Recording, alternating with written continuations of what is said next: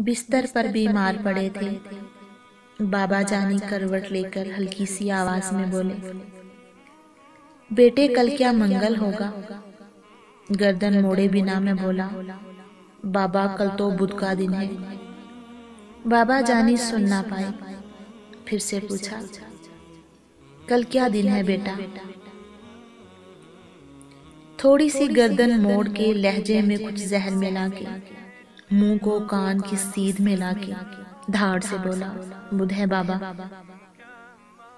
आंखों में दो मोती चमके सूखे से दो होंठ मिलर से लहजे में कुछ शहद मिलाकर बाबा बोले, बैठो बेटा, छोड़ो दिन को। दिन में क्या है, बचपन का एक किस्सा सुन लो।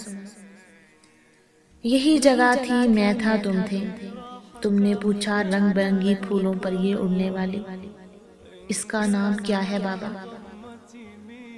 गाल पे बोसा देकर मैंने प्यार से बोला, तितली बेटा। तुमने पूछा क्या है बाबा? फिर से बोला, तितली बेटा। तितली तितली कहते सुनते पूरा एक महीना गुजरा। फिर कहीं जाके तितली कहना सीखा तूने।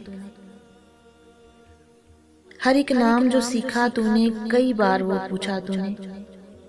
तेरे भी तो दांत नहीं थे, मेरे भी अब दांत नहीं। तेरे पास तो बाबा थे ना, थक के गोद में सो जाता था। मेरे पास तो बेटा है ना। बूढ़े से इस बच्चे के भी बाबा होते तो अच्छा होता।